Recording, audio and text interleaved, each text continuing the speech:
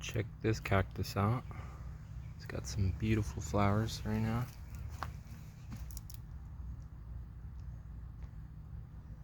It's called a Strawberry Hedgehog Cactus.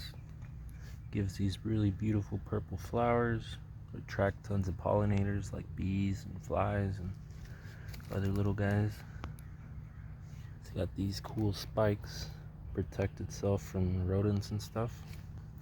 And it produces some edible fruit as well, with very little water and minimal care.